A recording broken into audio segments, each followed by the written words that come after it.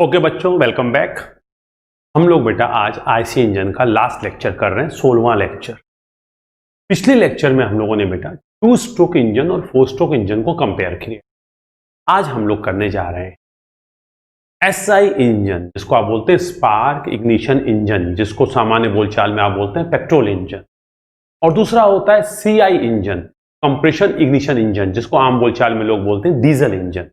हम लोग इन दोनों इंजन को कंपेयर करने जा रहे हैं और देखना चाहते हैं कि किस मायने में या किस जगह कौन सा उपयुक्त होगा, इनकी अच्छाइयां और बुराइयां। तो ये हम लोग देखने जा रहे हैं, ठीक है। आइए तो हम लोग शुरू कर रहे हैं पेट्रोल इंजन और डीजल इंजन में कंपैरिजन। तो आज का हम लोग का टॉपिक है कंपैरिजन बिटवीन एसआई इंजन या petrol engine and CI engine अर्थात डीजल इंजन। अब हम लोग डिफरेंट फीचर्स देखेंगे और इनको कंपेयर करेंगे। तो आइए शुरू करते हैं सीधे। हम लोग शुरू करते हैं। सबसे पहले देखते हैं पहला पॉइंट। हम सब जानते हैं कि कोई भी इंजन हो वो किसी थर्मोडायनेमिक साइकिल या ऊष्मागतिकी चक्र पे काम करता है। हम लोग चैप्टर 2 में इसी को पढ़ेंगे। तो आप ये समझिए कि जो हमारा पेट्रोल इंजन होता है, जिसको आप बोलते हैं SI engine, spark ignition engine, ये काम करते हैं ऑटो साइकिल पे। और जो हमारा सीआई इंजन होता है या जो डीजल इंजन होता है वो काम करता है डीजल साइकिल पे या ड्यूल साइकिल पे। अब इन दोनों थर्मोडायनेमिक साइकिल के अंदर क्या होता है, ये डिटेल्स हम लोग सेकंड लेक्चर में देखेंगे। लेकिन आपके दिमाग में क्लियर होना चाहिए कि एसआई इंजन ऑटो साइकिल को फॉलो करता है, पेट्रोल इंजन ऑटो साइकिल को फॉलो करता है, जबकि डीजल इंजन डीजल साइकिल या ड्यूल साइकिल किसी को भी फॉलो कर सकता है। तो दोनों में क्या फर्क है, जब हम इन साइकिल्स को देखेंगे अगले चैप्टर में तो आपको क्लियर हो जाएगा। फिलहाल आपको ये मालूम होना चाहिए कि ऑटो साइकिल पे कार्य करता है एसआई इंजन और डीजल साइकिल पे या ड्यूल साइकिल पे कार्य करता है सीआई इंजन। आगे बढ़ते हैं, इस पॉइंट को हम लोग सेकंड चैप्टर में क्लियर कर पाएंगे। अब बड़ा इंपॉर्टेंट है, मोस्ट इंपॉर्टेंट पॉइंट जो है कंपैरिजन का, वो है जो कंबस्चन फिनोमिना। कंबस्चन का मतलब दहन, फिनोमिनन को आप समझ सकते हैं घटना। जो दहन की घटना है वो एसआई इंजन में हम कहते हैं होमोजीनियस। तो कंबस्चन इज होमोजीनियस। जो हम मिक्सचर जलाते हैं वो होमोजीनियस मिक्सचर को जलाते हैं। तो जो कंबस्चन होता है वो तो समांगी मिश्रण जलता है। होमोजीनियस की हिंदी होती है समांगी। जबकि डीजल इंजन में जब हम एयर के साथ डीजल ऑयल को जलाते हैं, डीजल तेल को जलाते हैं, तो जो मिश्रण होता है जिसको हम जलाते हैं वो विषमांगी होता है या हेट्रोजीनियस है। तो जरा समझिए, ये आपके हर गाइड में क्वेश्चन है कि कंबस्चन फिनोमिना या कह सकते हैं मिक्सचर जो प्रिपेयर हो रहा है वो एसआई इंजन में कैसा होता है, तो हम कहते हैं होमोजीनियस। सीआई इंजन में या डीजल इंजन में कैसा होता है, हम कहते हैं हेट्रोजीनियस। एक में समांगी है, दूसरे में विषमांगी है। ये समझने की कोशिश करते हैं समांगी विषमांगी का मतलब क्या है। देखिए बेटा, हमारा पेट्रोल इंजन में क्या होता है, पेट्रोल इंजन में सक्शन स्ट्रोक के दौरान चार्ज अंदर आता है। चार्ज क्या है, ये है चार्ज, इसको आप देख चुके हैं। अब देखिए, इधर से हमारी एयर आ रही है एटमॉस्फेयर से। अब एयर गैसियस फॉर्म में है और इधर से हमारा पेट्रोल आ रहा है। अब ये पेट्रोल और एयर आके कार्बोरेटर में मिक्स हो रहे हैं। तो यहां पे क्या हो रहा है, इस पेट्रोल को हम फुआरा बना रहे हैं, अर्थात पेट्रोल को एटोमाइज कर रहे हैं। और इस एयर के कांटेक्ट में आके पेट्रोल बेटा उड़नशील होता है। तो पेट्रोल जो है लिक्विड से वेपर फॉर्म में आ गया। ये पेट्रोल उड़नशील है और आपने उसका फुआरा बना दिया। फुआरा बनाने का मतलब क्या है कि एक बूंद को आपने 10,000 या 1 लाख बूंदों में तोड़ दिया, महीन महीन बूंदें बना दी, तो सरफेस एरिया बढ़ गया। और ये उड़नशील है, इसको सराउंडिंग एयर मिली। जो एयर मिल रही है उसका टेम्परेचर 25 डिग्री 27 डिग्री जो भी वातावरण का टेम्परेचर है वो होगा। तो एयर क्या होगी, एयर ने पेट्रोल को वेपराइज कर दिया। अब दोनों वेपर हैं, एयर जो है वो गैसियस फॉर्म में है और हमारा पेट्रोल भी वाष्प के फॉर्म में आ गया। दोनों गैसियस हैं, यहां मिक्सचर बनेगा। और मान लीजिए मिक्सचर आगे चला। अब मान लीजिए कोई पेट्रोल का कण थोड़ा सा भी वाष्पीय नहीं भी हो पाया है तो इस रास्ते में आएगा। अब सक्शन स्ट्रोक के दौरान क्या होगा, इस चार्ज का सक्शन होगा। पूरा पूरा क्रैंक का 180 डिग्री रोटेशन, जबकि आप पढ़ चुके हैं थोड़ा ज्यादा ही होगा 180 से। सक्शन स्ट्रोक के दौरान इस चार्ज को मिक्स होने के लिए, चार्ज का मतलब एयर और पेट्रोल के वाष्प को मिक्स होने के लिए भरपूर समय मिल रहा है। इसके बाद कंप्रेशन स्ट्रोक होगा, दोनों वॉल्व बंद हो गए, इनलेट और एग्जॉस्ट। अब कंप्रेशन स्ट्रोक के दौरान हम कंप्रेस कर रहे हैं, किसको कंप्रेस कर रहे हैं, चार्ज को, अर्थात एयर और पेट्रोल के मिक्सचर को। और कंप्रेशन के दौरान प्रेशर बढ़ रहा है, टेम्परेचर बढ़ रहा है। टेम्परेचर क्या करेगा, जो पेट्रोल वाष्प नहीं भी बन पाया होगा उसको मदद करेगा टेम्परेचर, तो जल्दी से वाष्प बनेगा। अर्थात कार्बोरेटर से मिक्सचर बनने की प्रक्रिया शुरू हो गई, सक्शन प्रोसेस के दौरान वो कंटिन्यू करी, कंप्रेशन प्रोसेस के दौरान भी वो कंटिन्यू करी, और कंप्रेशन स्ट्रोक के अंत में जब पिस्टन टीडीसी पे पहुंचा उस वक्त ये मिश्रण जो है तैयार है। जल क्यों नहीं रहा है? क्योंकि इसका टेम्परेचर पेट्रोल के इग्निशन टेम्परेचर से कम है। ठीक इस वक्त चिंगारी आती है, तो चिंगारी जब आती है उस वक्त मिक्सचर लगभग होमोजीनियस, लगभग समांगी मिश्रण तैयार हो चुका है। क्यों? क्योंकि मिश्रण के तैयार होने की प्रक्रिया कार्बोरेटर से शुरू हुई, सक्शन स्ट्रोक का पूरा टाइम मिला उसको 180 डिग्री क्रैंक रोटेशन, और फिर कंप्रेशन स्ट्रोक का 180 डिग्री क्रैंक रोटेशन मिला, मींस 2 स्ट्रोक का समय मिला। इतने समय में मिक्सचर जो है डीजल इंजन के तुलना में बेहतर तरीके से मिक्स हो जाएगा, या कह सकते हैं लगभग 100% होमोजीनियस होगा या समांगी मिश्रण तैयार होगा। जबकि यही घटना जब डीजल इंजन में होगी तो क्या होगा? डीजल इंजन में एयर सक हो जाएगी। अब एयर कंप्रेस हो रही है, लेकिन ध्यान है कंप्रेशन जो है, कंप्रेशन रेशियो ज्यादा है, तो आप एयर कंप्रेस कर रहे हैं। कंप्रेशन स्ट्रोक के अंत में जब पिस्टन टीडीसी पे पहुंचेगा तो इस क्लीयरेंस वॉल्यूम में क्या होगा? इस क्लीयरेंस वॉल्यूम में सर हाई प्रेशर की कंप्रेस्ड एयर होगी, उसका टेम्परेचर भी हाई होगा। अब इस कंप्रेस्ड एयर में जब तुम डीजल फुहारा फेंकोगे तो डीजल फुहारा फेंकते हैं और जल जाता है, ऐसा हम लोग कहते हैं। जरा सोचिए, डीजल का फुहारा अंदर आएगा, जो अंदर डीजल आएगा वो अंदर का तापमान पाके, अच्छा डीजल का फुहारा भी कैसे आता है? बूंद के रूप में नहीं आता है, उसको हम कणीकृत करते हैं, एटोमाइज करते हैं, वहीं बूंदों में टूटता है। और वो डीजल क्या होता है? बूंद में टूटता है, सरफेस एरिया बढ़ जाता है, वो वेपराइज होता है, वेपराइज होकर एयर के साथ मिक्स होता है। लेकिन इस केस में जब आपका एयर कंप्रेसिव स्टेट में है, उसका टेम्परेचर हाई है, जो अंदर डीजल का फुहारा आया है वो लिक्विड से वेपर बन गया, वेपर बनने के बाद वो एयर के साथ मिक्स हुआ और जल उठा। लेकिन इस पूरी प्रक्रिया को होने के लिए, इस मिक्सचर को बनने के लिए समय कितना मिला? समय बिल्कुल नहीं मिला। Suction of the air, compression of the air, compression के अंत में डीजल का फुहारा आया और जल गया।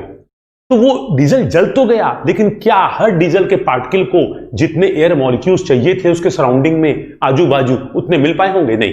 तो तुलनात्मक रूप से मिक्सचर को बनने में डीजल इंजन में कम समय मिल रहा है और पेट्रोल इंजन में तुलनात्मक रूप से फ्यूल और एयर के मिक्सचर को बनने के लिए ज्यादा समय मिल रहा है। क्योंकि यहां ज्यादा समय मिल रहा है तो ये मिक्सचर समांगी बनने के चांस हैं, और यहां कम समय मिल रहा है तो मिक्सचर के समांगी बनने के चांसेस कम हैं, या ये मिक्सचर विषमांगी होगा।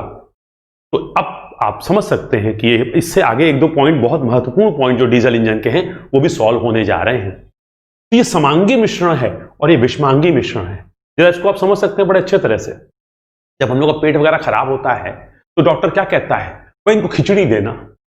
हमने डॉक्टर साहब दाल चावल खा ले, खिचड़ी क्या होती है? चावल और दाल को एक साथ पका देते हैं, यही तो करते हैं। तो सर हमें खिचड़ी पसंद नहीं है, हम दाल चावल खा लेंगे। तो आपसे कुछ नहीं, तुम्हारा पेट खराब है, तुम्हें खिचड़ी खानी पड़ेगी, तुम्हें मूंग की दाल और चावल वाली खिचड़ी। तो मैंने डॉक्टर साहब मूंग की दाल अलग और चावल अलग खा ले, एक ही बात है? बोले नहीं, दोनों अलग बात है। क्यों? जब हम खिचड़ी बना रहे हैं तो हमने मूंग की दाल, चावल और पानी को एक साथ कुकर में डाल दिया। अब इसको मिक्स होने के लिए कितना टाइम मिला? आपने कुकर ऑन कर दिया, अब ये मिक्स हो रहे हैं, पूरे टाइम मिक्स हुए जब तक खाना पका, और उसके बाद आपने खाया। तो खिचड़ी में क्या हुआ? दाल चावल को मिक्स होने के लिए भरपूर समय मिला। तो ये जो मिक्सचर बना दाल और चावल का, ये एक तरह से समांगी मिश्रण है। समझ सकते हैं, कुछ पेट्रोल इंजन वाली तरीका है, भरपूर समय मिला। और अगर मान लीजिए हम दाल को अलग बना लेते, चावल को अलग बना लेते और उसको मिलाते, तो उसको मिलाने के लिए कितना समय मिलता? तो वो जो आप मिलाते हैं वो खिचड़ी नहीं कहलाती, वो दाल चावल कहलाता है। कहने का मतलब वो जो दाल चावल का आप मिक्सचर बनाएंगे भी अपने हाथ से, पहली बात तो इतना समय नहीं मिल रहा है, तो आप क्या करेंगे? जो भी बनाएंगे मिक्सचर बनेगा तो, लेकिन क्या वो खिचड़ी जैसा मुलायम या कह सकते हैं गला हुआ? तो खिचड़ी में क्या होता है? तो अब आप समझ पा रहे हैं कि खिचड़ी बनना पर्याप्त समय मिलता है और यहां पर्याप्त समय नहीं मिलता है। आगे चल के जब 5वां चैप्टर पढ़ेंगे तो इस बात को हम फिर से बोलेंगे। लेकिन हाँ, आपके दिमाग में ये होना चाहिए कि आपका एसआई इंजन या पेट्रोल इंजन में चूंकि मिक्सचर बनने के लिए भरपूर समय मिलता है, कार्बोरेटर से लेकर शुरू होता है, सक्शन स्ट्रोक पूरा मिलता है, कंप्रेसर स्ट्रोक पूरा मिलता है, इस दौरान जो चार्ज या कह सकते हैं पेट्रोल की वाष्प और वायु का होमोजीनियस मिक्सचर तैयार होता है। जब होमोजीनियस मिक्सचर तैयार होता है, समांगी मिक्सचर तैयार होता है, तो चिंगारी आने पे जब ये जलेगा तो अच्छी तरह से जलेगा और अच्छी तरह जलने से फायदे मिलेंगे। जबकि यहां पे क्या होगा? कंप्रेस्ड एयर में जब डीजल का फुहारा फेंकोगे, अंदर एयर का टेम्परेचर हाई है डीजल के प्रज्वलन तापमान से, तो डीजल जल तो जाएगा लेकिन अच्छी तरह से नहीं जलेगा। अच्छी तरह से नहीं जलेगा मतलब कंप्लीट कंबस्शन नहीं हो पाएगा, थोड़ा सा हेट्रोजीनियस कंबशन होगा। सर क्या फर्क पड़ता है, फ्यूल जल तो गया, चाहे पेट्रोल है चाहे डीजल, सर होमोजीनियस जले या हेट्रोजीनियस चले। मैंने कहा आगे एक पॉइंट आएगा तो हम इसको फिर से बोलेंगे, फिलहाल आप बस इतना देखें कि ऐसा इंजन में जो मिक्सचर है वो होमोजीनियस है, फलस्वरूप जो कंबशन है वो अच्छा है। यहाँ पे मिक्सचर जो है वो हेट्रोजीनियस है, फलस्वरूप जो कंबशन है पेट्रोल इंजन के तुलना में उतना अच्छा नहीं है। तो ये होमोजीनियस है, ये हेट्रोजीनियस है। हम आगे बढ़ते हैं। अब सर कंप्रेशन रेशियो क्या होता है? मैंने कहा देखो बेटा, पेट्रोल इंजन में कंप्रेशन रेशियो कम होता है। सर कितना होता है? मैंने कहा आपको बताया था कि पेट्रोल इंजन में कंप्रेशन रेशियो नॉर्मली 6 से 12 रखते हैं। से पहले रखा करते थे, फिर टेक्नोलॉजी बढ़ती गई, 7, 8, 9, 10, आज की तारीख में 10, 10.5, 11 सामान्य बात है। जो भी बाइक कार है उनका 10, 10.5, 11 है। आपने पीछे चैप्टर नंबर 4 में देखा भी होगा, सॉरी लेक्चर नंबर 4 में हमने बहुत सारे आपको इंजन के डिटेल दिखाए थे, उसमें एक जगह 12.5 भी आपको मिला था, बट 12 एक हायर लिमिट है। तो पेट्रोल इंजन का कंप्रेशन रेशियो नॉर्मली 6 हुआ करता था, बट आज की तारीख में 10, 11, 12, 12.5, लेकिन 20, 25, 50 नहीं है। तो कंप्रेशन रेशियो यहाँ 6 से 12 होता है। सर 12 से ऊपर रखें तो? मैंने कहा 12 से ऊपर रखोगे तो एफिशिएंसी तो बढ़ेगी, परंतु प्री इग्निशन या डिटोनेशन की समस्या आएगी। डीजल इंजन में कंप्रेशन रेशियो जो होता है वो 16 से 24 होता है। तो अब कंप्रेशन रेशियो की बात करें तो पेट्रोल इंजन में कंप्रेशन रेशियो कम होता है, डीजल इंजन में कंप्रेशन रेशियो ज्यादा होता है। सर पेट्रोल इंजन में कंप्रेशन रेशियो कम होता है, डीजल इंजन में कंप्रेशन रेशियो ज्यादा होता है, हमें क्या फर्क पड़ता है? सर बहुत फर्क पड़ता है। आगे पॉइंट देखिए अगला। अब जो हमारी थर्मल एफिशिएंसी होती है, ये मैं आपको बेटा फर्स्ट लेक्चर से बता रहा हूं कि हमारे आईसी इंजन की जो थर्मल एफिशिएंसी होती है, वो फंक्शन होती है कंप्रेशन रेशियो का। और कंप्रेशन रेशियो के बढ़ने पे थर्मल एफिशिएंसी बढ़ती है। किसकी? सर ऑटो साइकिल की भी बढ़ती है, डीजल साइकिल की भी बढ़ती है, ड्यूल साइकिल की भी बढ़ती है। कहने का मतलब इंजन किसी भी थर्मोडायनेमिक साइकिल पे आधारित हो, कंप्रेशन रेशियो बढ़ने से उसकी थर्मल एफिशिएंसी बढ़ती है। सर आपने कह दिया, हमने मान लिया। मैंने कहा मान लो फिलहाल भाई, चैप्टर 2 में हम सिद्ध कर देंगे फॉर्मूला बना के, तो हमें फॉर्मूला ड्राइव करेंगे और सिद्ध करेंगे। इसका मतलब कंप्रेशन रेशियो ज्यादा होगा, एफिशिएंसी ज्यादा होगी। अब पेट्रोल इंजन काम करता है ऑटो साइकिल पे, तो पेट्रोल इंजन 6 पे चलेगा तो एफिशिएंसी आएगी कुछ, इससे जल्दी 7 पे चलेगा तो एफिशिएंसी आएगी कुछ, 8 पे चलेगा तो कुछ, लेकिन जब 12 पे चलेगा तो सर्वाधिक आएगी। लेकिन डीजल इंजन जब चलेगा तो 12 पे चलेगा ही नहीं, कम से कम 16 पे चलेगा। तो कंप्रेशन रेशियो जिसका ज्यादा होगा उसकी एफिशिएंसी ज्यादा होगी। तो अब आपसे पूछे कि एफिशिएंसी किसकी ज्यादा होगी, पेट्रोल इंजन की या एसआई इंजन की या सीआई इंजन की? तो आप कहेंगे सर सीआई इंजन की एफिशिएंसी ज्यादा होगी। क्यों? क्योंकि इसका कंप्रेशन रेशियो ज्यादा है। इसकी एफिशिएंसी कम होगी, क्यों? क्योंकि कंप्रेशन रेशियो कम है। कितना होता है? सर 6 से 10, सॉरी 10 नहीं, 6 से 12। और यहां पे कितना होता है? सर 16 से 24। तो अब इसका मतलब थर्मल एफिशिएंसी डीजल इंजन की ज्यादा होती है और पेट्रोल इंजन की कम होती है। ये बहुत ही इंपॉर्टेंट बात है। इसीलिए हम लोग जितने भी कॉमर्शियल व्हीकल होते हैं, कॉमर्शियल व्हीकल का मतलब वाणिज्यिक वाहन, बस, ट्रक, ट्रैक्टर, मिनी बस, ये सब डीजल की बनाते हैं। और जितने भी आरामदायक सवारियां होती हैं, कार वगैरह जो हैं, वो हम पेट्रोल की बनाते हैं। तो अभी हम लोग आगे धीरे धीरे इसको देखेंगे। हम लोगों ने डिस्कस किया थर्मल एफिशिएंसी किसकी ज्यादा है, डीजल की ज्यादा है और पेट्रोल की कम है। आगे बढ़ते इग्निशन। अब बड़ा important point, spark ignition engine. तो एसआई इंजन जो होते हैं वो चिंगारी से जलते हैं, और सीआई इंजन जो होते हैं वो जब हम एयर को कंप्रेस करते हैं, हाई कंप्रेस करते हैं, कंप्रेशन रेशियो ज्यादा रखते हैं, तो उस कंप्रेशन से जो हीट डेवलप होती है, फलस्वरूप जो टेम्परेचर आता है, उस टेम्परेचर की वजह से जलते हैं।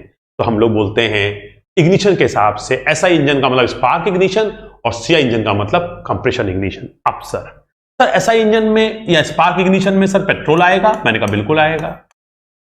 सर सीआई इंजन में डीजल आएगा? मैंने कहा बिल्कुल आएगा। सर इसका मतलब कि पेट्रोल इंजन स्पार्क इग्निशन है? मैंने कहा yes. Sir diesel engine compression ignition है? मैंने कहा यस। सर ये बताइए, सुना है आजकल तो एलपीजी इंजन भी आते हैं, लिक्विफाइड पेट्रोलियम गैस, जो घर में कुकिंग गैस यूज करते हैं, वो भी इंजन में यूज होती है। सर हम तो सीएनजी इंजन भी आते हैं, सर केरोसिन इंजन भी आते हैं। तो ये सब कहां जाएंगे? मैंने कहा ये सब जाएंगे तीनों के तीनों यहां पे। इसका मतलब एलपीजी इंजन स्पार्क इग्निशन है, सीएनजी इंजन स्पार्क इग्निशन है, केरोसिन इंजन स्पार्क इग्निशन है। सर स्प्रिट कहां जाएगा? मैंने कहा स्प्रिट भी जाएगा इसी में। ओके, ये सब स्पार्क इग्निशन है। अब डीजल इंजन में क्या आएगा? मैंने कहा डीजल इंजन आएगा, या आजकल एक नया शब्द इस्तेमाल होता है बायोडीजल। तो ये बायोडीजल क्या होता है? मैंने कहा बेटा आगे देखेंगे, फिलहाल समझ सकते हैं यार। ये डीजल जो है ये जीवाश्म ईंधन है, जो पेट्रोलियम क्रूड ऑयल था जिसको रिफाइनरी में ले जाके हमने रिफाइन करके डीजल बनाया है। तो ये फॉसिल फ्यूल वाला है। ये बायोडीजल जो है वनस्पति से बनता है, तो ये बायोडीजल है। इसी के अलावा हम लोग कहते हैं मूंगफली का तेल, पीनट ऑयल, या आप बोल सकते हैं वेजिटेबल ऑयल, या आप बोल सकते हैं सनफ्लावर या सूरजमुखी का तेल। तो बेटा ये सारे जो हैं ये आ जाएंगे कंप्रेशन इग्निशन में, और ये सारे आ जाएंगे स्पार्क इग्निशन में। एक गाइड में क्वेश्चन था, सीएनजी इंजन होता है, एसआई इंजन, सीआई इंजन, कोई नहीं, पता नहीं। तो CNG engine, LPG engine, kerosene engine, spirit engine, ये सारे किस में आएंगे? स्प्रिट का मतलब समझते हैं? स्प्रिट का मतलब होता है एथेनॉल या मेथनॉल। हम लोग बेटा जब तो एथेनॉल मेथनॉल इंजन किस में आएंगे? सर ये भी आएंगे एसआई इंजन में। तो एसआई इंजन का मतलब पेट्रोल इंजन नहीं, एसआई इंजन का मतलब वे सभी ईंधन जो चिंगारी से जलते हैं वो एसआई इंजन में आएंगे। सीआई इंजन का मतलब डीजल इंजन नहीं, डीजल इंजन भी आता है। वह सभी ईंधन जो कंप्रेशन की हीट के फलस्वरूप जलते हैं बिना चिंगारी के, वो सब सीआई इंजन में आएंगे। इसका मतलब आम बोलचाल में चूंकि पेट्रोल इंजन चिंगारी से जलता है तो बोल देते हैं एसआई इंजन का मतलब petrol engine. Yes, SI engine का मतलब हर वो इंजन जो चिंगारी से जले। इसका मतलब petrol engine, LPG engine, CNG engine, spirit engine, ethanol, methanol, ये सब किस में आ जाएंगे? एसआई इंजन में। और उधर बायोडीजल, डीजल, सनफ्लावर, सूरजमुखी का तेल, पीनट का मतलब मूंगफली का तेल, अलसी का तेल, लिंसिड ऑयल, ये सब किस में आ जाएंगे? Diesel engine. ये सब क्या कंप्रेशन की हीट से जलते हैं। इसका मतलब आज हम समझ पाए कि एसआई इंजन में हर वो इंजन एसआई इंजन कहलाएगा जहां पे ईंधन का दहन चिंगारी से होगा, और हर वो इंजन क्या इंजन कहलाएगा जहां पे ईंधन का दहन चिंगारी से नहीं होगा। कंप्रेशन की वजह से अंदर इतनी हीट आ गई है कि फ्यूल डालते ही जल गया। अब थोड़ा सा आगे बढ़ते हैं। सर ईंधन के हिसाब से मैं देखिए एसआई इंजन जो होते हैं वो चिंगारी से हम किस ईंधन को जला सकते हैं? जो हल्के होते हैं, लाइट होते हैं, और इसी को दूसरी तरह से हम लोग बोलते हैं लाइट होते हैं, या कह सकते हैं आप वोलेटाइल होते हैं। जरा समझने की कोशिश कीजिएगा। वोलेटाइल की हिंदी होती है बड़ा उड़नशील। तो जो उड़नशील, इसका मतलब हर वो ईंधन जो हल्का है, जो उड़नशील है, अर्थात जिसकी जो लिक्विड अगर है तो जिसकी वाष्प आसानी से बन सके। अब जरा पीछे देखते हैं, हमारा पेट्रोल है, उड़नशील है। पेट्रोल को एटमॉस्फेयर में रख दो, उसकी वाष्प बनने लगती है, तो आसानी से उड़नशील है, मतलब उड़नशील है। स्प्रिट आसानी से उड़नशील है। सीएनजी, एलपीजी उड़नशील क्या है? ये तो ऑलरेडी वाष्प के रूप में है। इसका मतलब हर वो ईंधन जो वाष्प या गैस के रूप में है, या जिसकी आसानी से हम वाष्प बना सकते हैं, उन सबको चिंगारी से आसानी से जलाया जा सकता है। लेकिन हर वो ईंधन जो आसानी से उड़ाया नहीं जा सकता, जो कम उड़नशील है, जिसकी विस्कोसिटी थोड़ी ज्यादा है, जो ज्यादा विस्कस है, वो उधर जाएगा। आइए थोड़ा देखते हैं। इसका मतलब एसआई इंजन या स्पार्क इग्निशन इंजन में जो ईंधन इस्तेमाल होता है वो ऐसा ईंधन इस्तेमाल होता है जो हल्का हो, जिसको आसानी से हम लिक्विड से वेपर बना सके, जो उड़नशील हो। और जो गैसेस हैं उनको उड़नशील बनाने की क्या जरूरत है? वो तो पहले से उड़ी हुई हैं, वो तो पहले से गैसेस फॉर्म में है। इसका मतलब सारे गैसियस ईंधन जो होंगे, जो जितने भी गैसियस फ्यूल होंगे, चाहे एलपीजी, सीएनजी और कोई भी फ्यूल हो जिसको आप हाइड्रोकार्बन फ्यूल बोल रहे हैं, वो सब किससे जलेंगे? स्पार्क इग्निशन से। और हर वो फ्यूल स्पार्क इग्निशन से जलेगा जो भले लिक्विड फॉर्म में हो लेकिन उड़नशील है, वो जिसको आसानी से वाष्प बनाया जा सके। लेकिन जो फ्यूल हैवी होगा, भारी होगा, जो फ्यूल लेस वोलेटाइल होगा, मतलब कम उड़नशील होगा, या आप कह सकते हैं दूसरी चीज की विस्कस होगा, जिसमें श्यानता ज्यादा होगी, ये सारे तेल जिनको आसानी से वाष्प नहीं बनाया जा सकता है, उन सबको चिंगारी से नहीं जलाया जाता। क्यों ऐसा होता है? जब कंबशन थ्योरी पढ़ेंगे 5वें चैप्टर में तो और समझ में आएगा। लेकिन आपके दिमाग में यह क्लियर होना चाहिए, हर वो ईंधन चिंगारी से जलाया जा सकता है जिसकी वाष्प आसानी से बन जाए, या वो खुद ही पहले से वाष्प के रूप में हो। और हर वो ईंधन जो वाष्प के रूप में नहीं है या वाष्प के रूप में बनाना मुश्किल है, उसको चिंगारी से जलाना मुश्किल है, तो हम क्या करते हैं? उसको कंप्रेशन इग्निशन की हीट से जलाते हैं।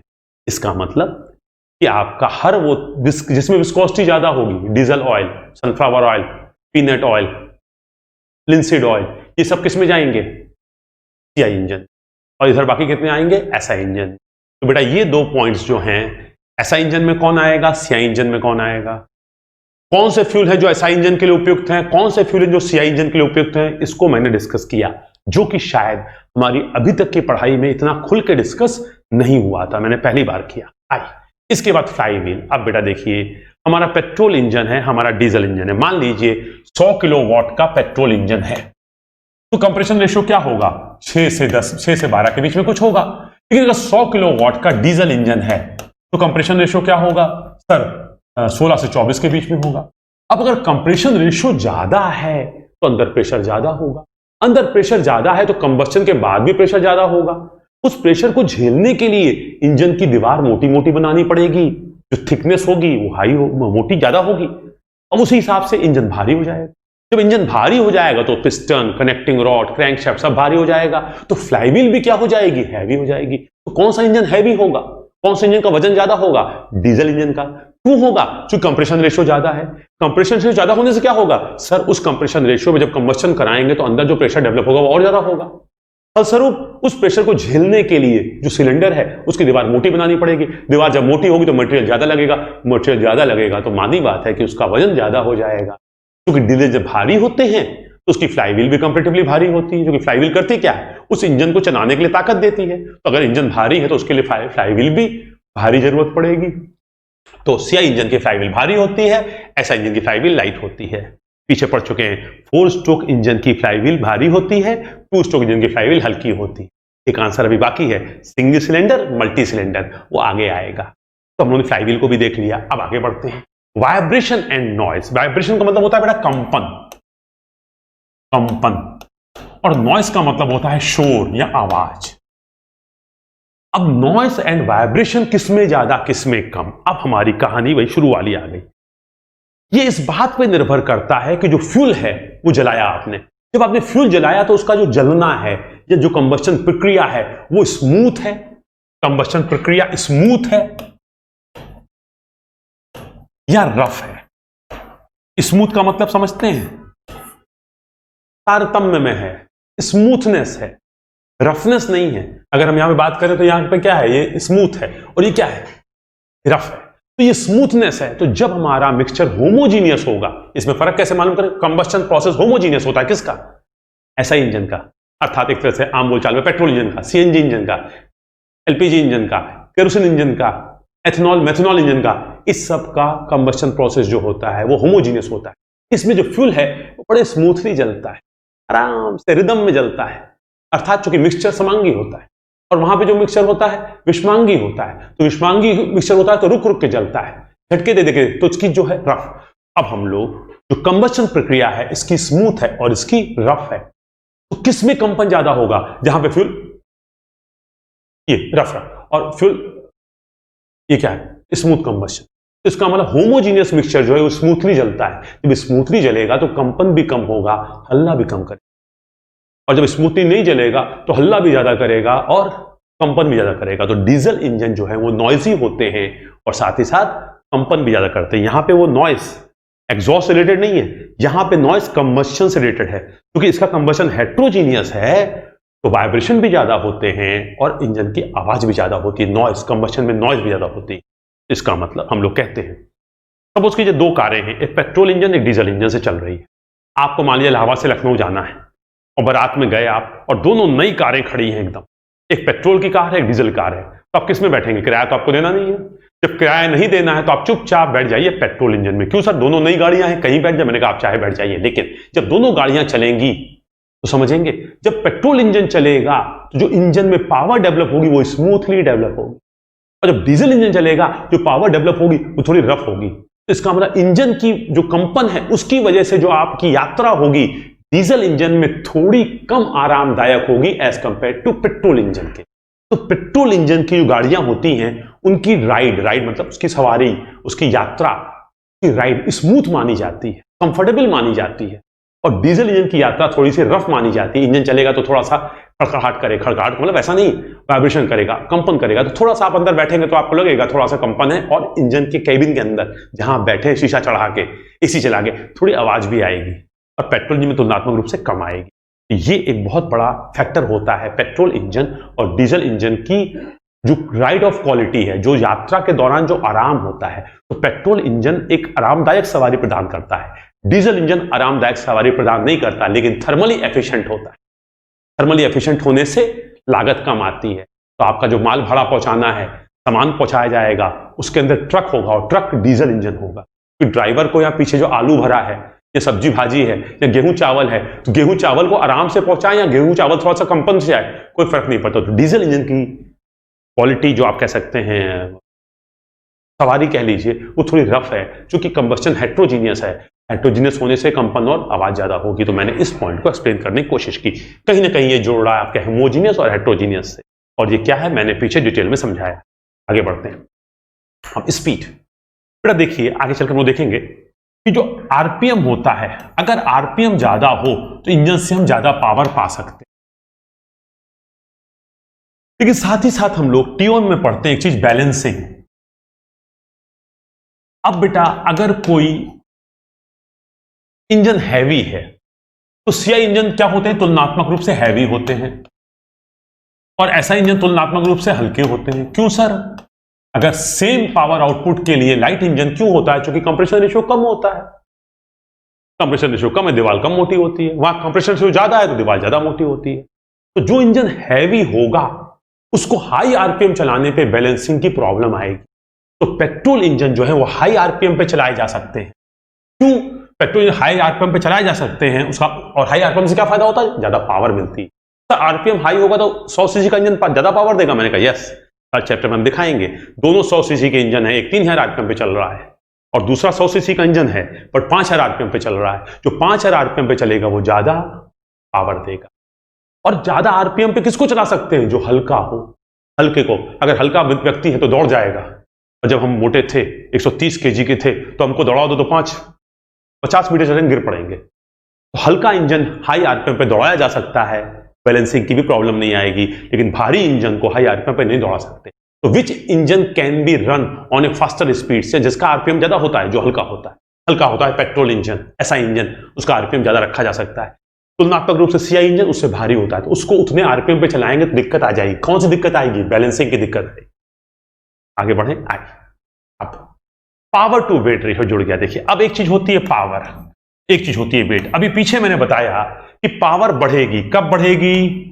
जब आरपीएम बढ़ा है। तो अब हम लोग अगर 100 सीसी का इंजन लें, 100 सीसी का इंजन अगर पेट्रोल इंजन है तो हम उसको 5000 आरपीएम पे भी चला सकते हैं। बेटा देखो मैंने लिख दिया 5000, फिर आपने 5K लिखा है। मैंने कहा आजकल बेटा आधुनिक तरीके में 5000 नहीं बोलते, 5000। तो K का मतलब किलो, तो 5000।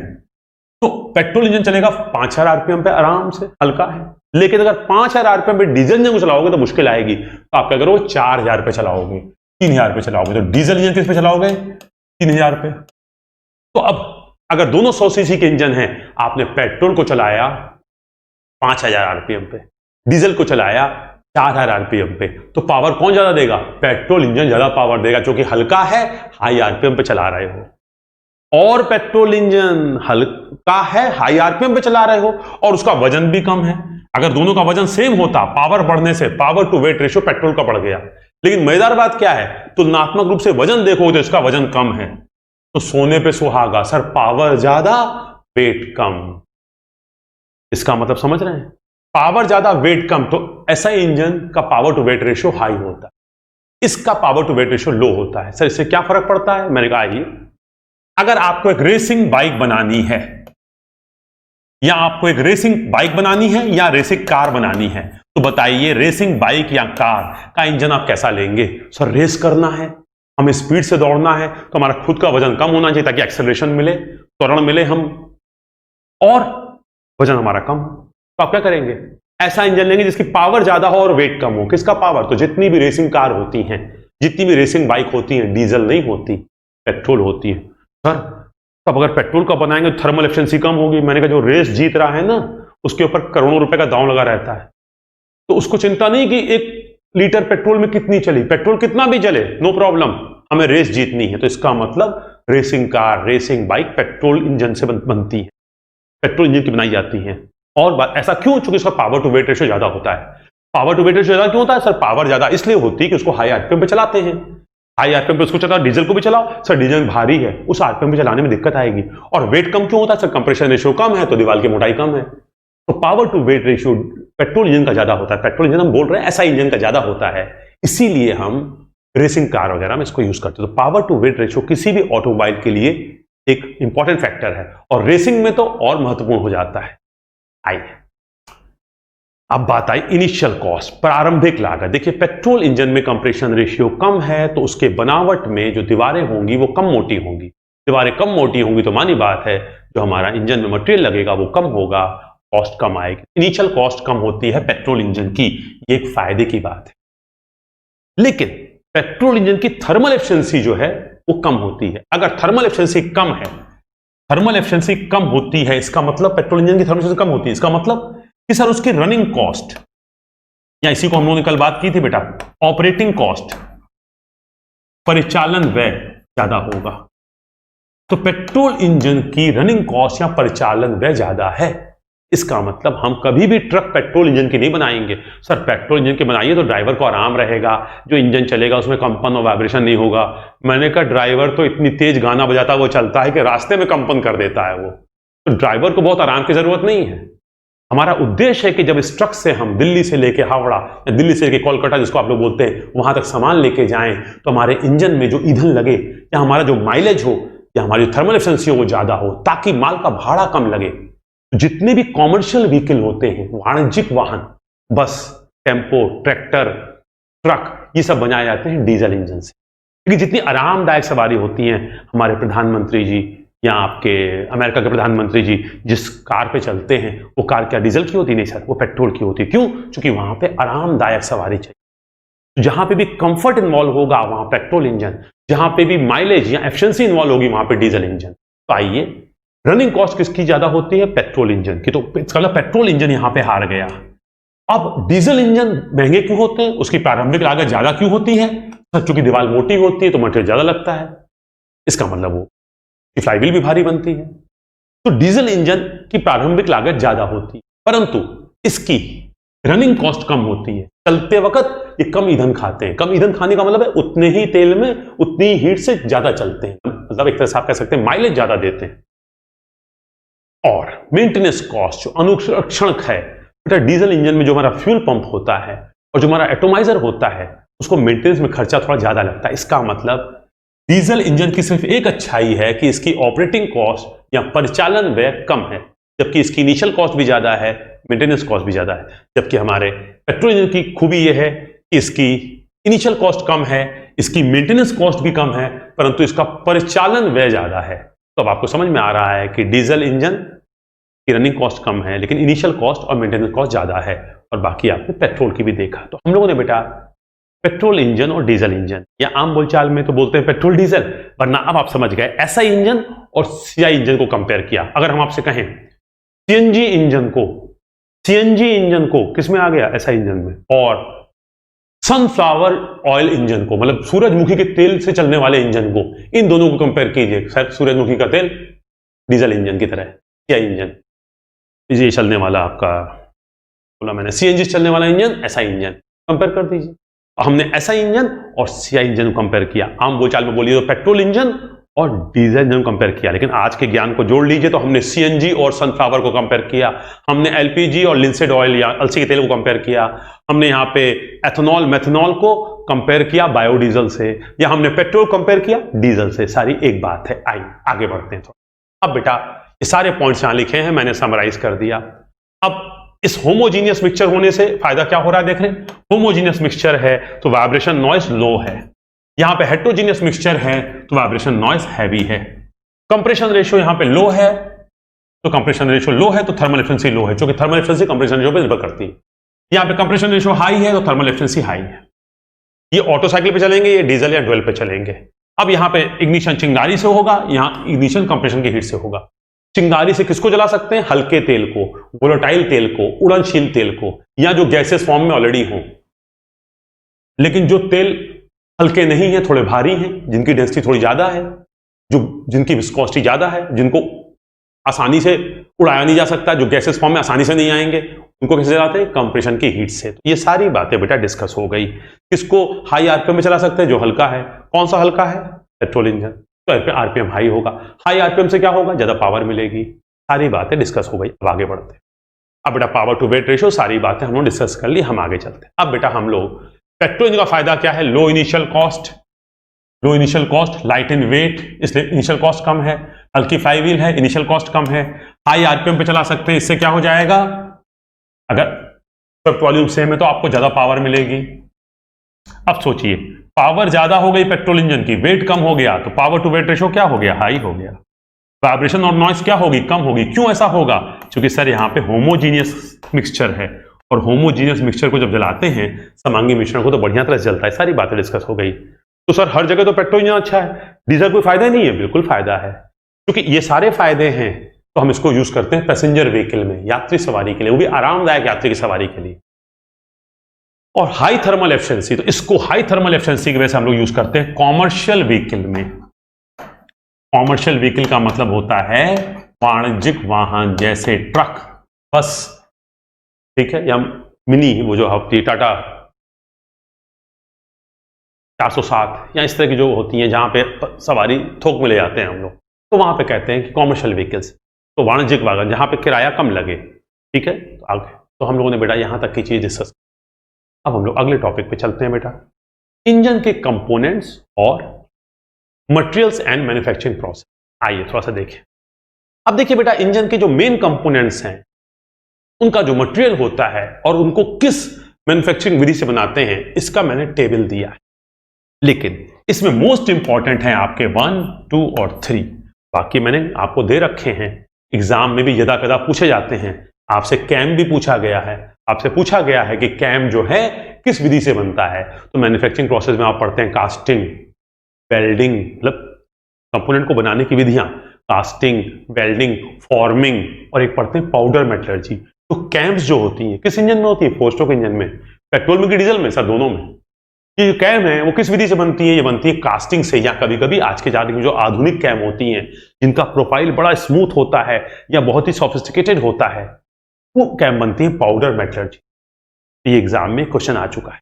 अदरवाइज मेन हमेशा पूछा जाता है आपसे इन 3 को। तो अब सिलेंडर हो या सिलेंडर ब्लॉक हो जिसमें पिस्टन चलता है, अगर सिंगल सिलेंडर है तो सिलेंडर, लेकिन अगर एक से ज्यादा है तो उसको कंबाइंड नाम देते हैं सिलेंडर ब्लॉक।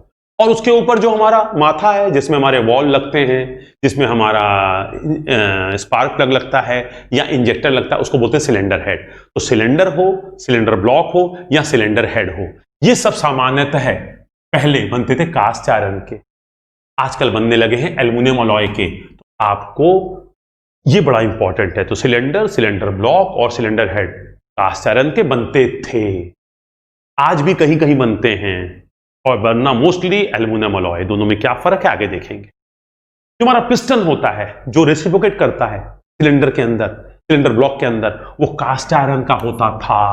आज के तारीख में भी कास्ट आयरन के बनते हैं। कहां बनते हैं बात करेंगे, एल्युमिनियम अलॉय के होते हैं। जो हमारी पिस्टन रिंग होती है ये कभी भी एल्युमिनियम अलॉय की नहीं होती, ये पिस्टन रिंग हमेशा कास्ट आयरन की होती है। तो कौन सी पिस्टन रिंग? अरे भाई वही 2 कंप्रेशन रिंग जो ऊपर से गैस लीक न कर जाए, और नीचे वाली ऑयल रिंग जो नीचे से ऑयल को ऊपर पहुंचाए और लौटते में खींच के ले आए ताकि दीवार का लुब्रिकेशन करे। ये कास्ट आयरन की बनती है। लेकिन कभी कभी जो ऊपर वाली रिंग होती है उसको हम सिलिकॉन स्टील का भी बनाते हैं। इस चीजों को हमने अलग कर दिया है। तो 1, 2, 3 पॉइंट को मैंने अलग कर दिया। इसका मतलब सिलेंडर, सिलेंडर ब्लॉक और सिलेंडर हेड सामान्यतः कास्ट आयरन के या एल्युमिनियम अलॉय के बनेंगे। अब आपके 4 ऑप्शन में कास्ट आयरन दिया हो और एल्युमिनियम अलॉय न दिया हो तो धड़ल्ले से कास्ट आयरन टिक कर दीजिए। एल्युमिनियम अलॉय दिया हो और बाकी 3 और कोई चीज दी हो, कास्ट आयरन न दिया हो तो एल्युमिनियम अलॉय टिक कर दीजिए। सर अगर कास्ट आयरन भी दिया हो, एल्युमिनियम अलॉय भी दिया हो, तो हम क्या करेंगे? हमने तो माथा फोड़ लीजिएगा अपना, क्योंकि ये एम्बिग्यूटी हो गई, संदेहास्पद हो गया। तो नॉर्मली आज के तारीख उसे लिखते हैं मॉडर्न इंजन, तो फिर एल्युमिनियम अलॉय ले लीजिए। आगे बात करते हैं, थोड़ा सा अभी क्लियर होगा। तो अब आप देख रहे हैं कि हमारे जो मोस्टली एग्जाम में पूछे जाते हैं कि भाई पिस्टन किसका बनता है, किस मटेरियल का बनता है। अब मैं मोस्टली पूछा गया पिस्टन रिंग, तो पिस्टन रिंग कभी भी एल्यूमिनियम अलॉय की नहीं होती, पिस्टन रिंग हमेशा होती कास्ट आयरन की।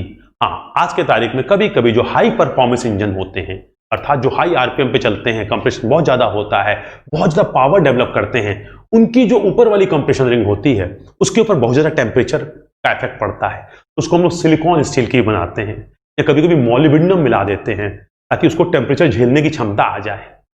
तो अब कास्ट आयरन और एल्यूमिनियम अलॉय, इन दोनों को अगर कंपेयर करें तो हम देख पाएंगे कि कास्ट आयरन की क्या खूबी है, एल्यूमिनियम अलॉय की क्या खूबी है। तो आप जो अपना इंजन बना रहे हैं उसका जो सिलेंडर है वो एल्यूमिनियम अलॉय का बनाना अच्छा रहेगा कि कास्ट आयरन का बनाना अच्छा रहेगा, तो इसको हम लोग कंपेयर कर पाएंगे। तो आइए हम लोग इस दोनों मटेरियल को कंपेयर करने की कोशिश करें।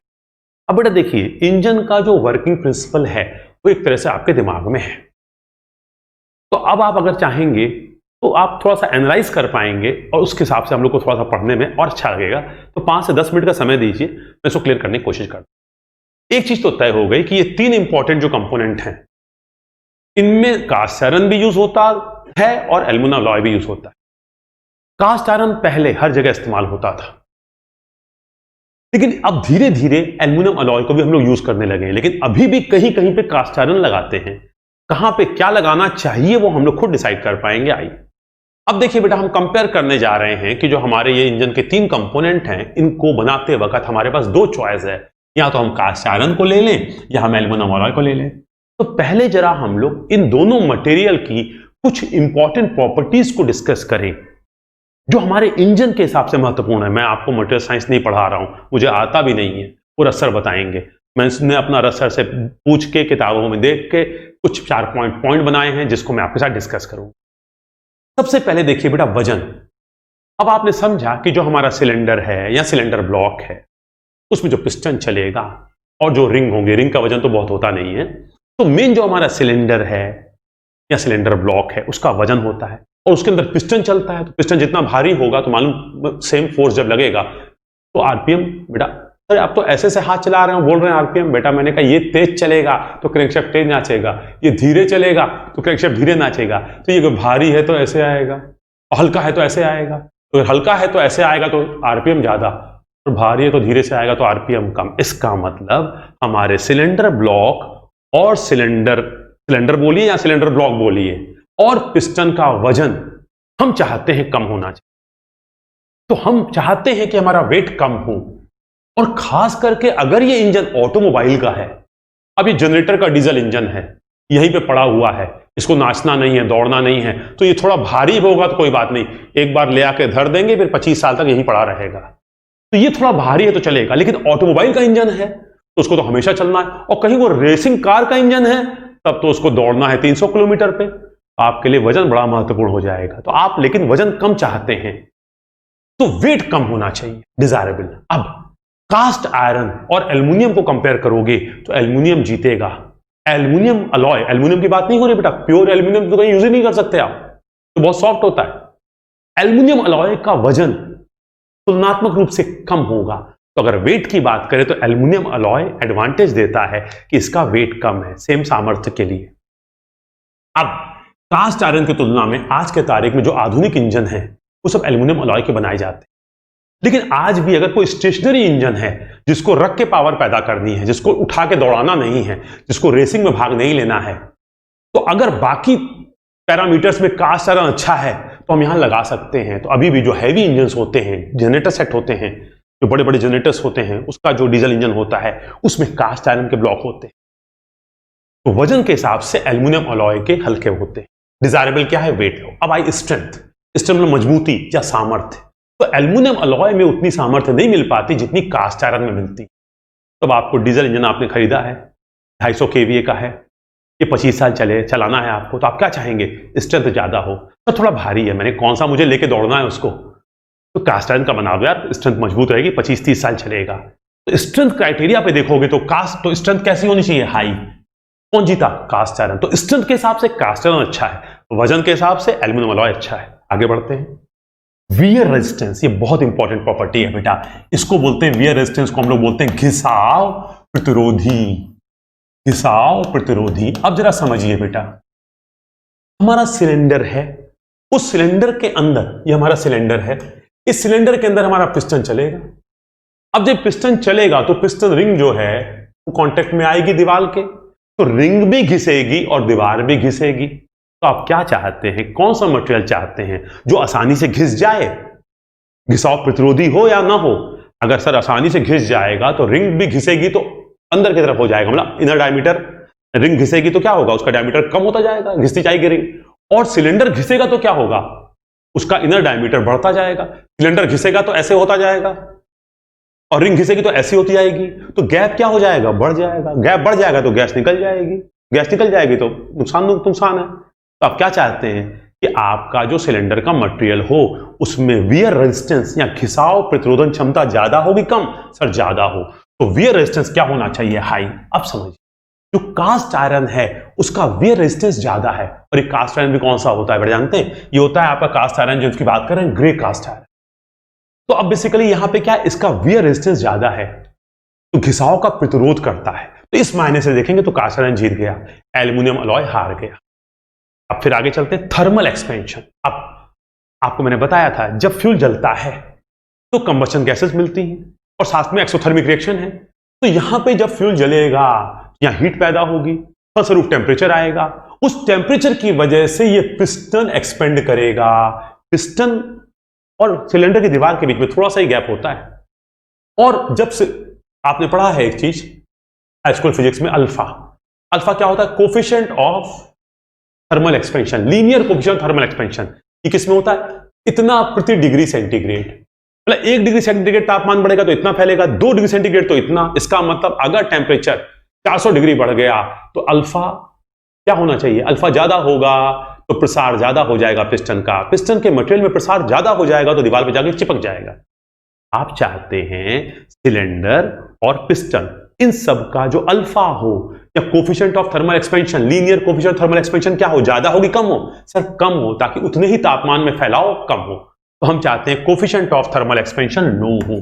किसका कम होता है, कास्ट आयरन कम होता है।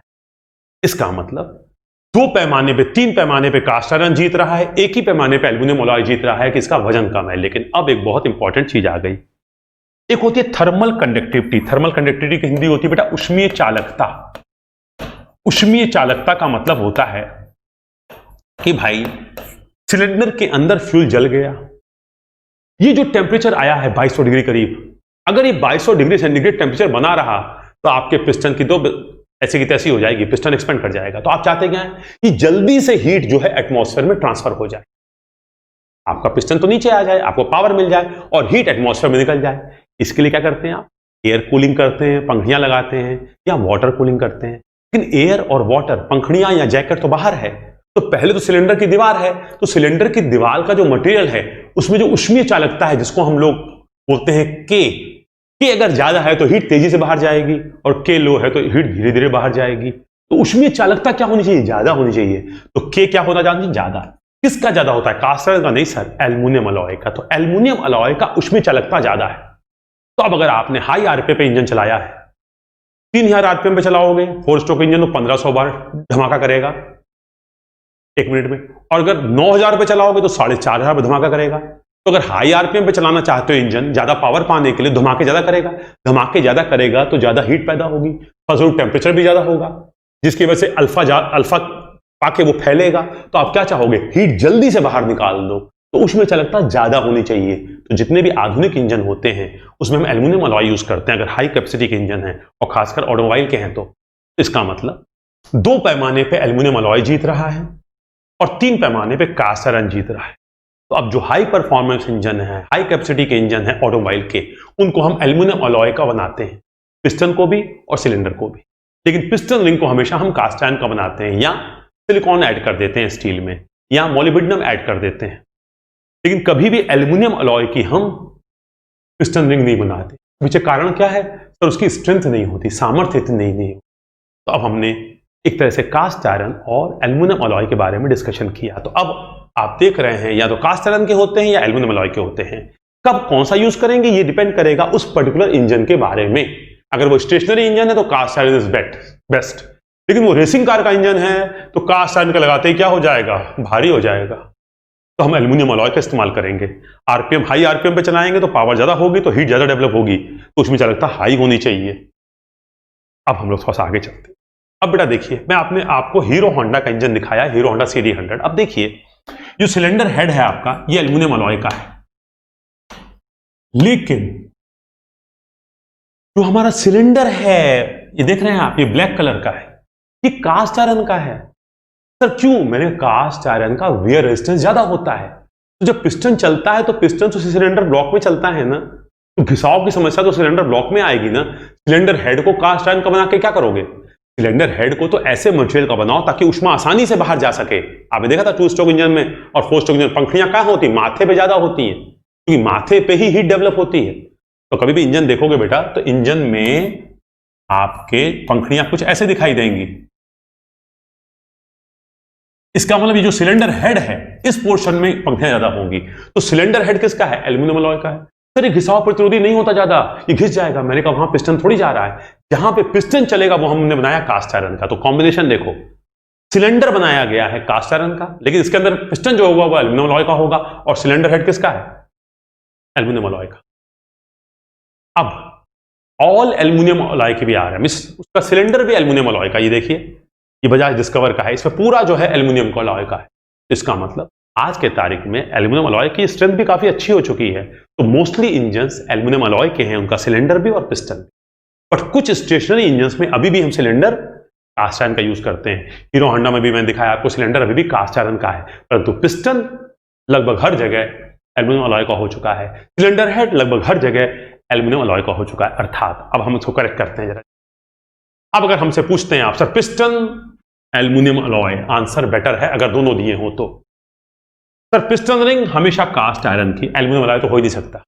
लेकिन सिलेंडर या सिलेंडर ब्लॉक एल्यूमिनियम अलॉय का है अगर ऑटोमोबाइल का है या रेसिंग कार का है। बट स्टेशनरी इंजन बोल दे, एक हैवी स्टेशनरी इंजन, तो वहां पे हल्का होना कोई फायदा नहीं देता, तो हम वहां पे कास्ट आयरन बोलेंगे। अब हमने बेटा आपके साथ कास्ट आयरन और एल्यूमिनियम अलॉय को थोड़ा सा कंपेयर करके दिखाया। अब 3 ये अक्सर पूछे जाते हैं एग्जाम में। चौथा मैंने बताया कैम के बारे में पूछा जाता है, और बाकी आपके क्रैंकशाफ्ट है, कनेक्टिंग रॉड, ये सारे स्टील के होते हैं।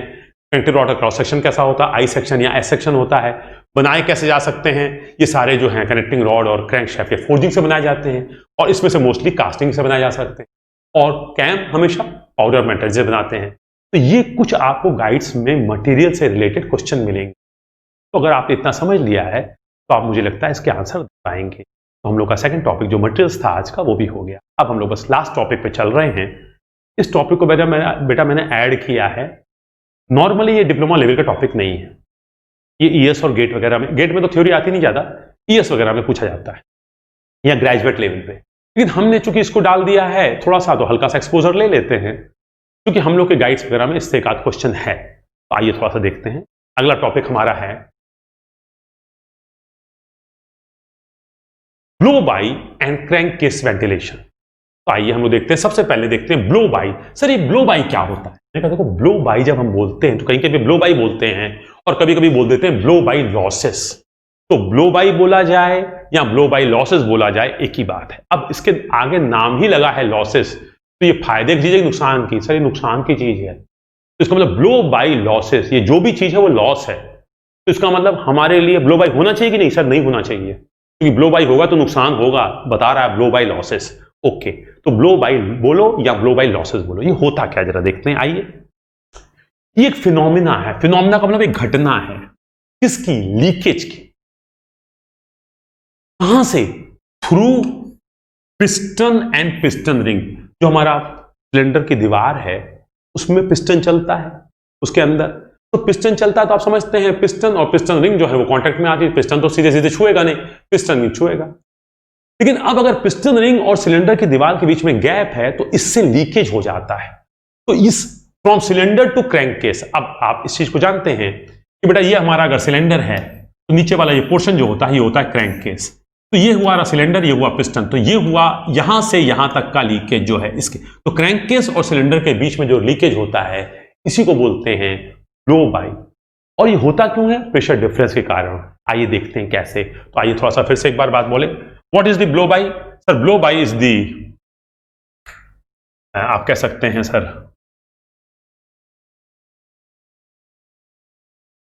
गया ओके। तो हमारा ब्लो बाई क्या है? सर ब्लो बाई लॉसेस हैं। मैंने कहा ओके, ब्लो बाई लॉसेस हैं। तो ब्लो बाई का मतलब यह है लीकेज, ठीक है। लीकेज किस चीज का? मैंने कहा भाई देखो, अगर कंप्रेशन स्ट्रोक की बात कर रहे हो, कंप्रेशन स्ट्रोक की बात कर रहे हो मतलब शुरू में क्या हुआ होगा? सक्शन और कंप्रेशन। अगर कंप्रेशन स्ट्रोक की बात कर रहे हो तो इस दौरान जो लीकेज है वो किसका? चार्ज का, अगर पेट्रोल इंजन है, और एयर का अगर डीजल इंजन। लेकिन अगर तुम एक्सपेंशन स्ट्रोक की बात कर रहे हो, सक्शन, कंप्रेशन, कंप्रेशन के बाद चार्ज जल गया, अब अगर बात कर रहे हो एक्सपेंशन, तो जो लीकेज की हम बात कर रहे हैं वो किसकी बात कर रहे हैं? कंबशन प्रोडक्ट्स की, अर्थात CO, CO2, NOx, SOx कई बार बोल चुके हैं, carbon dioxide, carbon monoxide, sulphur और नाइट्रोजन के ऑक्साइड वगैरह वगैरह, जलवाष्प भी उसमें होती है। तो अब इसके लीकेज की बात हो रही, तो इसका मतलब blow by is nothing but A phenomena of leakage, piston ring के थ्रू लीकेज किसका? सर चार्ज का, एयर का, या कंबशन प्रोडक्ट का। क्यों? प्रेशर डिफरेंस के कारण। अब जरा इसको अंदर देखते हैं। अब जरा देखिए, यहां पे दो फिगर आपको दिख रहे हैं। ये हमारा सिलेंडर है, ये हमारा सिलेंडर हेड है, इसमें ये वॉल्व है, ये पिस्टन है, ये पिस्टन रिंग है, ये पिस्टन पिन है, ये कनेक्टिंग रॉड है, ये क्रैंक है, ये क्रैंक पिन है, ये क्रैंक शाफ्ट है। अब देखिए पिस्टन BDC से TDC जा रहा है, सक्शन हो चुका है एटमॉस्फेरिक प्रेशर पे थ्योरेटिकली, एक्चुअली तो अंदर प्रेशर कम होता है, सक्शन हो चुका है, प्रेशर है 1 बार। अब हम ऊपर चल रहे हैं, प्रेशर है 2 बार, 3 बार, 4 बार, 5 बार। अब प्रेशर बढ़ता जा रहा है। जब प्रेशर बढ़ता जा रहा है तो ऊपर कितना है? 6 बार, 10 बार, 11 बार, 12 बार। ऊपर कितना है? 12 बार। और नीचे कितना है? 1 बार। इसका मतलब अब जब आप ऊपर जा रहे हैं तो अंदर प्रेशर है 10 बार, 11 बार। अब अगर दीवार की, सिलेंडर की भीतरी दीवार और पिस्टन रिंग के बीच में जो गैप होता है, उससे क्या होगा? चार्ज कुछ ना कुछ नीचे जाएगा, और कहीं ये रिंग घिस गई है तो चार्ज ज्यादा नीचे जाएगा। इसको कंप्रेशन स्ट्रोक के दौरान जैसे साहब ऊपर चलते चले जाएंगे तो ऊपर का प्रेशर ज्यादा होगा और नीचे का प्रेशर कम होगा। नीचे का प्रेशर कम होगा मतलब क्रैंक केस, इसको क्या बोलते हैं आप? Crank case. क्रैंक केस का प्रेशर कम होगा। तो ऊपर का प्रेशर ज्यादा, नीचे का प्रेशर कम, तो क्या होगा? आप जब ऊपर की तरफ चलेंगे तो दीवार से चार्ज थोड़ा सा नीचे की तरफ पहुंच जाएगा, तो लीकेज होगा। किस चीज का? फ्रेश चार्ज का या एयर का, जो तुम कंप्रेस कर रहे हो, ये नीचे आएगा। कहां आएगा? क्रैंक केस में आएगा। ध्यान रहे, 4 स्ट्रोक इंजन में आगे चल के पढ़ेंगे, हमारे क्रैंक केस में तेल भरा रहता है। सर तेल का मतलब पेट्रोल और डीजल? नहीं बेटा, यहां पे तेल का मतलब लुब्रिकेटिंग ऑयल। तो ये जो हमारा चार्ज है, ये भी जला नहीं है, यह हाइड्रोकार्बन है, वाष्प के रूप में। ये नीचे आ जाएंगे, तो देख रहे हैं दीवार के नीचे आ रहे हैं, यहां से ये नीचे आ रहे हैं, देख फुहारा दिखाया है। इसको बोलते हैं compression blow by, means compression stroke के दौरान जो चार्ज लीक कर गया, इसी को हमने यहां लिखा था। कंप्रेशन स्ट्रोक के दौरान जो लीकेज हो गया, किसका? चार्ज का या एयर का? चार्ज का लीकेज कब? जब पेट्रोल इंजन है। एयर का लीकेज कब? जब डीजल है। तो हुआ क्या? ऊपर से चार्ज नीचे आ गया। सर नीचे आने क्या फर्क पड़ता है? मैंने कहा फर्क ये पड़ता है कि आप 100 सीसी चार्ज को कंप्रेस कर रहे थे, उसमें से 20 सीसी चार्ज नीचे भाग गया, मतलब अब कितना चलेगा? 80 सीसी चलेगा। तो आपको क्या हुई? ताकत भी कम मिलेगी। और जो चार्ज नीचे आया है ये क्या करेगा अभी देखेंगे। अब सपोज कीजिए आपने चार्ज को कंप्रेस कर दिया, अब फ्यूल जल पड़ा। अब जब फ्यूल जल गया तो आप चाहते हैं सारी गैस पिस्टन के ऊपर दबाव डाले और आपको ताकत दे। लेकिन अगर किनारे से कुछ गैस या कंबशन प्रोडक्ट लीक कर गए, नीचे चले गए, तो आपको 2 तरह का नुकसान होगा। एक तो पावर भी नीचे गिरेगी, पावर कम हो जाएगी क्योंकि अंदर प्रेशर कम हो गया है। तो अब दूसरा क्या है देखिए, इस दौरान देखिए पिस्टन ऊपर जा रहा था। जब पिस्टन ऊपर जा रहा था तो इस किनारे से क्या चीज लीक कर गई? इस किनारे से चार्ज या एयर लीक कर गई। और अब की बार कंबशन हो चुका है, कंबशन हो चुका है, पिस्टन नीचे आ रहा है। अब के किनारे से क्या लीक कर रही है? Combustion product. तो इसका मतलब लीकेज होता है जाते वक्त चार्ज या एयर का, और आते वक्त या एक्सपेंशन स्ट्रोक के दौरान कंबशन गैसेस का। लेकिन ये लीकेज जाके आता कहां है? क्रैंक केस में आता है। तो व्हाट इज दिस, समझ में आया? ओके, ब्लो बाई क्या होता है सर? ब्लो बाई कुछ नहीं है, लीकेज है। किसका? सर चार्ज का इस दौरान, और कंबशन प्रोडक्ट का इस दौरान। कहां से? सर सिलेंडर से क्रैंक केस की तरफ। ऐसा क्यों होता है? सर ऊपर प्रेशर ज्यादा है, नीचे प्रेशर कम है। कंबशन के बाद ऊपर प्रेशर ज्यादा है, नीचे प्रेशर कम है, तो हाई प्रेशर से लो प्रेशर की तरफ फ्लो होता है। अब ये लीकेज अच्छी बात है कि बुरी बात? इतनी बातें कर ली तो हम लोगों ने देखा कि ब्लो बाई लॉसेस का मतलब है लीकेज। किसका लीकेज? क्लियर है। अब जरा देखते हैं इस लीकेज से होता क्या। Effects of blow by, sir leakage हो जाएगा तो क्या होगा, इसका क्या प्रभाव होगा? मैंने कहा वीक कंप्रेशन। अब सपोज कीजिए हम चार्ज को कंप्रेस कर रहे थे, जितना ज्यादा कंप्रेस करेंगे उतना बढ़िया पावर मिलेगा, लेकिन हम कंप्रेस कर रहे हैं और चार्ज यहां से लीक कर जा रहा है। हम आपकी चूड़ी टाइट कर रहे हैं और दूसरा कोई चूड़ी आपकी ढीली कर दे रहा है, तो हमारा प्रभाव पड़ता ही नहीं है। तो आप कंप्रेस कर रहे हैं तो वो कंप्रेशन का प्रभाव तब पड़ेगा जब लीकेज ना हो, तो वीक हो जाएगा कंप्रेशन। अगर चार्ज लीक कर गया तो वीक कंप्रेशन। तो कंप्रेशन स्ट्रोक के बाद जो कंप्रेशन होगा, अंदर प्रेशर होगा, उतना नहीं आएगा जितना आना चाहिए था। क्यों? क्योंकि कुछ चार्ज लीक कर गया किनारे से। अब अगर एक्सपेंशन स्ट्रोक है, एक्सपेंशन स्ट्रोक के दौरान अगर कंबशन प्रोडक्ट लीक कर जाएंगे तो ऊपर उतना प्रेशर नहीं होगा जितना मिले चाहिए था। अगर प्रेशर ज्यादा होगा तो pressure multiplied by area, force ज्यादा होगा। फोर्स ज्यादा होगा तो force multiplied by displacement, work ज्यादा होगा। लेकिन प्रेशर लीक कर गया, कुछ गैसेस चली गई तो प्रेशर कम हो गया। एक्सपेंशन स्ट्रोक के दौरान प्रेशर कम हो गया तो वर्क आउटपुट कम हो जाएगा, क्योंकि प्रेशर कम तो फोर्स कम, स्ट्रोक लेंथ तो सेम रहेगी, वो तो टीडीसी से बीडीसी के बीच की दूरी है। तो हमारा एक्सपेंशन स्ट्रोक। और तीसरी चीज क्या है कि ये जो लीक करके गैसेस आई, ये कहां आ जाएंगी बेटा? ये जो ये जो लुब्रिकेटिंग ऑयल रखा है, यहां पे क्या आ जाएगी? कंबशन गैसेस आ जाएंगी। इनका प्रेशर भी हाई है, इनका टेम्परेचर भी हाई है, तो ये क्या करेंगी? इस लुब्रिकेटिंग ऑयल को टेम्परेचर मिलेगा, और जानते हैं लुब्रिकेटिंग ऑयल की दुश्मनी है टेम्परेचर से। लुब्रिकेटिंग ऑयल इस टेम्परेचर को पाके खुश होगा कि नाराज होगा? उसकी क्वालिटी खराब हो जाएगी, जल जाएगा, उतना अच्छा काम नहीं कर पाएगा। और ये जो गैसेस आ रही है, कहीं ना कहीं लुब्रिकेटिंग ऑयल के जो केमिकल्स हैं, जो उसकी केमिस्ट्री है, उसको भी प्रभावित करेंगे। तो तीसरा असर ये होगा। तो क्या करेंगे? देखिए, high pressure and temperature in the crank case. क्यों हो रहा है? कंबशन गैसेस की वजह से। एंड कंटामिनेशन मतलब मिलावट, तो लुब्रिकेटिंग ऑयल में इनका मिलावट हो जाएगा, जिससे उसकी क्वालिटी गिर जाएगी। सर इस ब्लो बाई का मेन कारण क्या होता है? मैंने कहा मेन कारण होता है जब पिस्टन रिंग घिस जाती है। जब पिस्टन रिंग घिस जाती है तो किनारे गैप ज्यादा हो जाता है। तो किनारे गैप ज्यादा होता है तो कंप्रेशन स्ट्रोक के दौरान चार्ज लीक कर जाता है, क्रैंक केस में पहुंच जाता है, तो हमारा चार्ज नीचे चला गया। जितना चार्ज ऊपर गया वही जलेगा, तो जलेगा भी कम तो ताकत कम मिलेगी, और जो लीक कर गया है तो प्रेशर भी कम होगा। और एक्सपेंशन स्ट्रोक के दौरान जो चार्ज जला है तो कुछ गैसेस पिस्टन पे दबाव न डाल के किनारे से निकल जाएंगी। इसका मतलब ब्लो बाई लॉसेस एक पुराने इंजन में जिसकी कंप्रेशन रिंग घिस गई है या पिस्टन रिंग घिस गई है, उसमें ब्लो बाई लॉसेस ज्यादा होगा।